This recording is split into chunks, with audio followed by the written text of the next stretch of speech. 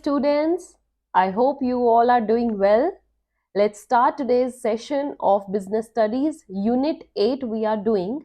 And Unit 8 के बच्चा हमारा जो next topic है that is process of entrepreneurship development. In last session we covered what is exactly entrepreneurship development means. ED क्या होता है?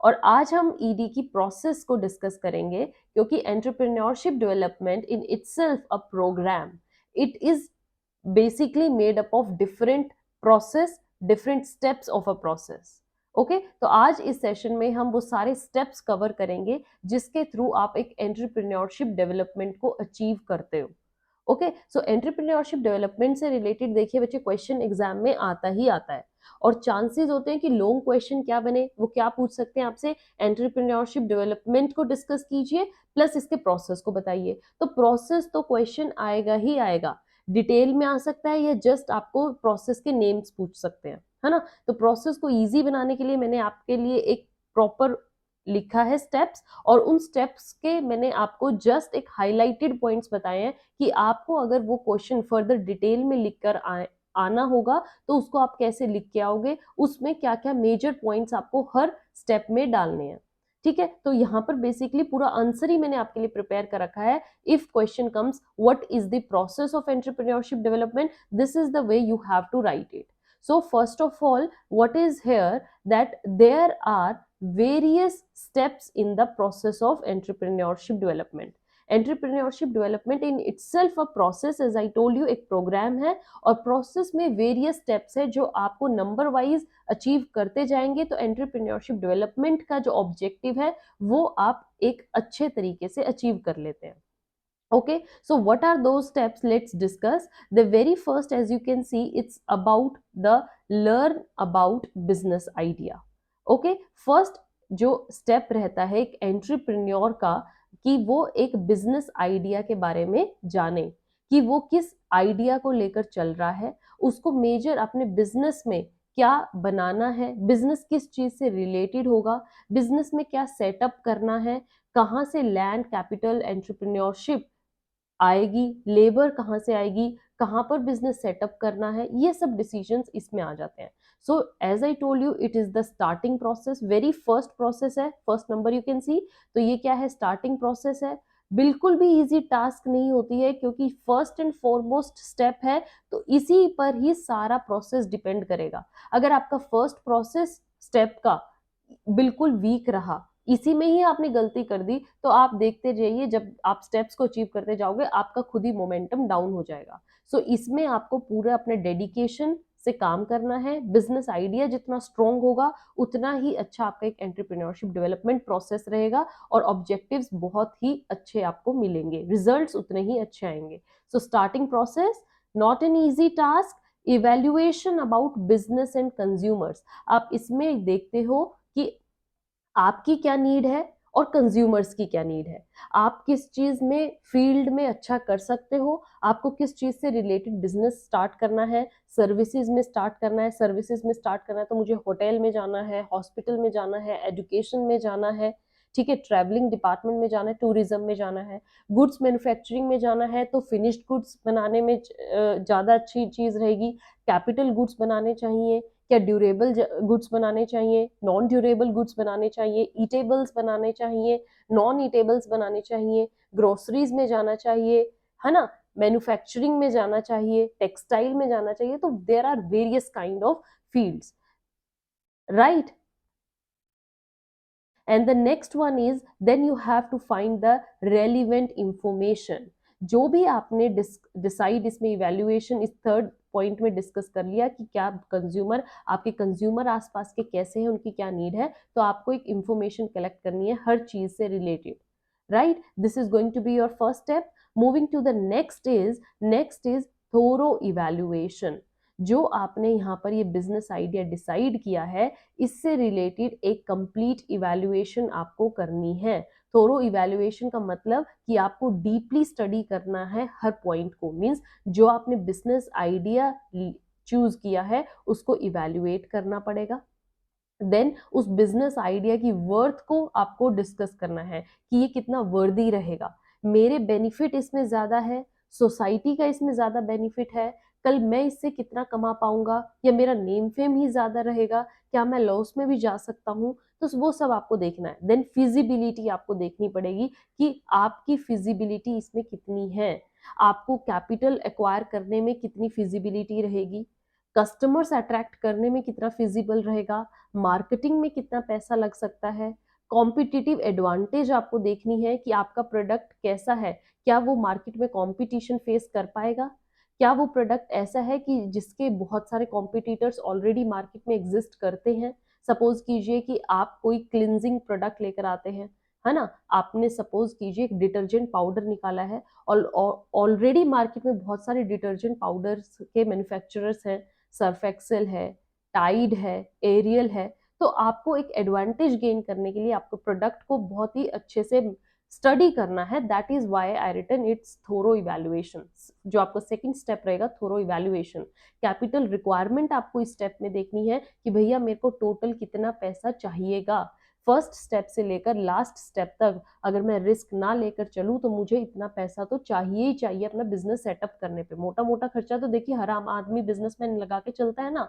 किसी को छोटी शॉप खोलनी है तो भैया मुझे 25 से 30 लाख का खर्चा लेकर चलना है, बड़ी इंडस्ट्री खोलनी है तो भैया 5 से 10 करोड़ तो होने ही होने चाहिए, है ना।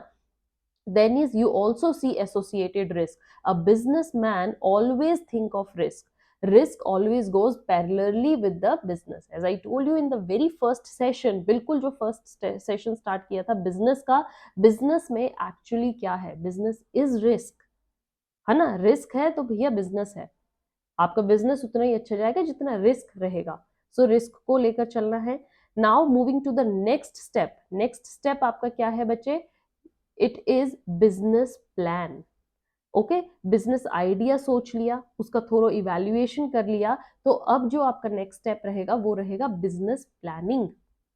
प्लानिंग में आपको क्या क्या देखना है, आपको ये जो स्टेज है ना बच्चे, ये वाला जो स्टेप है ये बहुत ही इंपॉर्टेंट स्टेप है, वाइटल स्टेप है। एक्चुअली में कहें तो बैकबोन ईडी प्रोग्राम की यही है कि इसमें आपको पूरी प्लानिंग करनी है। अब भैया फ्लोर पे लाना पड़ेगा पूरा जो भी आपने सोचा ना माइंड पे, माइंड में उसको फ्लोर में लेकर आइए। ठीक है, so vital stage of ED process is this business plan. It is the benchmark of this entrepreneurship development process का ये बेंचमार्क है। What it shows business the right track, आपको एक ट्रैक दिखाता है कि हाँ अब आपका बिजनेस यहाँ पर प्लान करेगा। इसमें क्या होता है, आपको टाइम एंड एफर्ट दोनों देने पड़ेंगे। क्या प्लानिंग क्या किस चीज की करनी है, अब आप ये भी तो जान सकते हैं कि मैम है एक्चुअली क्या ये प्रोसेस। इसमें आपको विजन देखनी है कि आप कितना सोचते हैं, दूर की सोचते हैं। अगर आप ये सोच के चलते हैं मार्केट में बस मुझे 3 से 4 साल रहना है, तो भैया वो विजन लेकर चलिए। गोल्स आपके क्या रहेंगे, अगर आपको सोसाइटी में अपनी अच्छी इमेज रखनी है तो आपको कितना बेटर वर्क करना है वो देखना है। ऑब्जेक्टिव्स आपको देखने पड़ेंगे। कैपिटल एंड प्रोडक्ट, आपकी कैपिटल रिक्वायरमेंट क्या होगी, ये सब आपको फिगर आउट करना है। This is the business plan, right. Moving to the next one step is your finding the resources. Yes, now if you have decided your business idea, you have done thorough evaluation, you have planned everything, now come to the market, now come to the place and start finding the resources. अच्छी जमीन देखिए, अच्छे building बनाने के लिए contractors से बात करिए, पैसा लेने के लिए इन्वेस्टर से बात करिए, बैंक्स में जाइए, अब ढूंढने का काम है। तो फोर्थ इज नाउ द भागा दौड़ी वाला स्टेप। इसमें क्या है, you have to find the sources of what, sources किस किस चीज के, finance, human resources. Human resource means आपके अगर लेबर ज्यादा चाहिए तो लेबर को देखिए कहाँ से लेबर आएगी, और अगर आपका सर्विस सेक्टर है तो आपको इम्प्लॉइज चाहिए, इम्प्लॉइज कहाँ से आएंगे, इन्वेस्टर्स कहाँ से आएंगे, ये सारा काम आपका फोर्थ स्टेप में होगा। You have to search best marketing team who will do marketing for you, that is also in this step. Okay, coming to the next one, next is your framing out the management structure. अब जब आपने resources सारे ढूंढ लिए हैं fourth step में बच्चे, अब आपको अपने बिजनेस जो आपने खुद का खोलना है जहां पर, वहां का स्ट्रक्चर डिसाइड करना है। स्ट्रक्चर मींस कि कैसे कैसे एक बिजनेस के अंदर काम चलेगा। हेड कौन होगा, उसको कौन रिपोर्ट करेगा, अब हेड को किसको रिपोर्ट करनी है, वो डिसीजंस कैसे लेगा, फर्स्ट जो टॉप लेवल होगा उसको बॉटम लेवल से कैसे कनेक्ट करना है, बॉटम लेवल के लोग मिडिल लेवल को कैसे कमांड करेंगे, कैसे कम्युनिकेट करेंगे, sorry.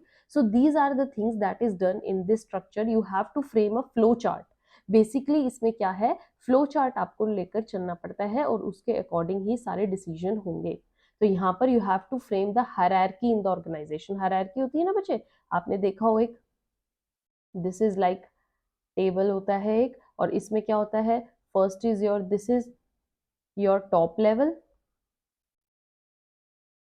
Then it's your middle level, and then is your bottom level. और इसी तरीके से क्या चलती है हायरार्की, कि कैसे कमांड कौन किसको करेगा, टॉप लेवल को कमांड करनी पड़ती है और बॉटम लेवल से टॉप लेवल पर ये आपने क्या कर सकते हैं, कंप्लेंट्स या सजेशंस दे सकते हैं. ओके, चेन ऑफ कमांड कैसे रहेगी. Then the last one is your plan the future. when you have decided everything for the present में ये सब कर लिया, अब जब आपका बिजनेस सेटअप हो चुका है, अब धीरे धीरे फ्यूचर के बारे में सोचिए. अगर आप लॉन्ग टर्म नहीं सोच के चलते हैं तो भैया बिजनेस 1 साल 2 साल हद से हद बेटर लगा तो 3 से 4 साल तक, उसके बाद क्लोज हो जाएगा. तो फ्यूचर को सोच के चलना है, कंपटीशन को देखकर चलना है, तो डेली इंप्रूवमेंट करनी पड़ेगी, एक्सपेंशन करना पड़ेगा. सो फ्यूचर में आपको कैसे करना है, you have to match the actual data. जो आपने सोचा था क्या उसी के अकॉर्डिंग आपका जो सब चल रहा है, जो फर्स्ट स्टेप किया था ना, यहाँ से अब स्टार्ट आ जाइए, जो फर्स्ट स्टेप लिया था, है ना, क्या था फर्स्ट स्टेप बच्चे, again here I am showing you, that is learn about the business idea. जो आपने आइडिया सोचा था क्या उसी के अकॉर्डिंग सब चल रहा है, तो ये इसमें लास्ट में आपको वही होगा. लास्ट बिल्कुल कनेक्ट करता है फर्स्ट स्टेप से. You have to see whether this actual data is matched with the projected data or the planned data, and then you have to decide for the expansion. Okay, you have to see that whether it's the right time to expand further. आपको expand कैसे करना है, थोड़ा सा अपना business में जैसे product range बढ़ा दीजिए, लोकेलिटी बढ़ा दीजिए, मार्केट बढ़ा दीजिए, and that is the expansion. So with this process of entrepreneurship development is over, and I hope you understood this all the 6 steps of this process. कैसे आपको आंसर लिख के आना, ये सब मैंने आपको मेजर पॉइंट्स, हाईलाइटेड पॉइंट्स बता दिए हैं, right? So start preparing, your exams are coming very nearer. Unit 8 is going on and we are just going to cover our syllabus very soon. Till then, have a good day. Thank you.